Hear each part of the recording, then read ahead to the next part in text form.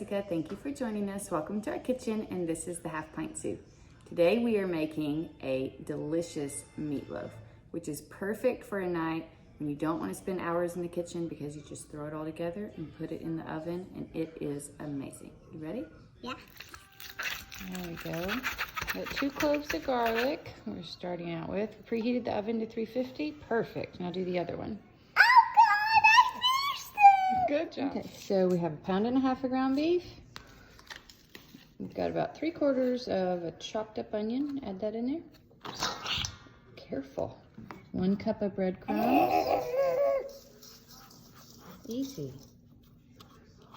1/2 cup of milk. Easy, very good. Okay, there's our 2 cloves of garlic. Oh, it's okay. Dump it in. That is bay leaf powder. That is a new thing that I'm adding. It's a teaspoon of it. Dump it in. Oh. I love cooking with bay leaves. The aroma of it is so good. But I had to order the powder because you can't really find it anywhere in stores. But we'll let you know how it turns out. Is that? Oregano. Oregano. Give me a few shakes of oregano. Probably about 1/2 teaspoon to a teaspoon of oregano. Keep shaking. There we go. That one is? Parsley. Parsley. And a few shakes of that. When am I going to put my hands in? After we have put the egg in. Put We'll the do egg about in. do about a 1/2 teaspoon to a Everyone teaspoon. stop. Okay. You're good. Couple shakes of salt. Everyone stop. That's good. We're gonna do pepper, but here, let's add this egg in here. Egg in. Pull it. There we go. Whoa. Perfect. No. I'm gonna do about a 1/2 teaspoon of. I'll tell you when to stop. Okay, you tell me when to stop. Okay. Stop. Keep going. I think it needs a little smidgy more. Okay. Is that Worcestershire sauce? Yes, it is. I'm feeling like we need a little Worcestershire. That's good.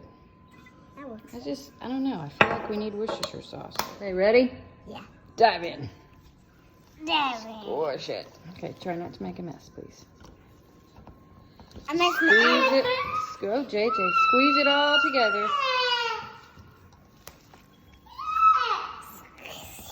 Keep squeezing. You gotta mix all that in. Yes. Now we're gonna mix everything together. Whoa. Take it. We're gonna take it out. The bowl. Okay. So what are you gonna do? We're gonna make it into a loaf.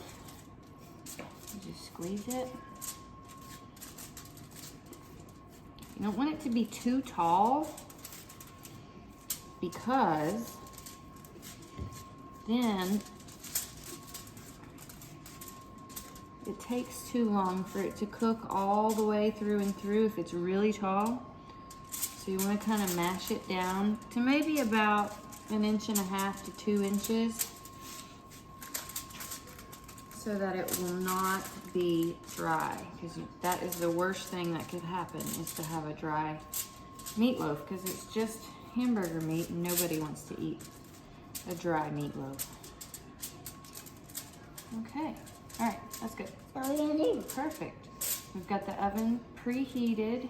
So what are you gonna do? What we're gonna do? Take it around? We're gonna put it. Like meatballs? We're gonna put it in the oven. Okay, so the meatloaf's in the oven. Now we just have to make the glaze that goes on it about midway through. So we're adding 1/3 cup of ketchup. You gotta really shake it.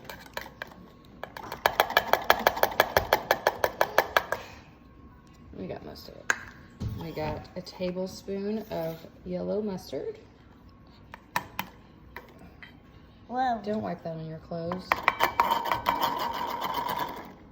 Get most of it. Okay. When you like it, And we have 2 tablespoons. Put that in there. 2 tablespoons of brown sugar. Okay. Whisk it together. will you give me some of my own? Okay, so here's our glaze. Meatloaf's been in for about 10 minutes or so. lots of recipes. I've seen lots of meatloaf recipes that will tell you to bake it for like an hour. Please don't bake it for an hour. It will be so dry and like rubbery and just not good. You want to use your digital thermometer, which I use all the time. Bake it until it's about 125 to 130 degrees. So the meat is cooked all the way, but it's still juicy. So this glaze, like you saw, was ketchup and brown sugar and mustard. My dad does not like ketchup.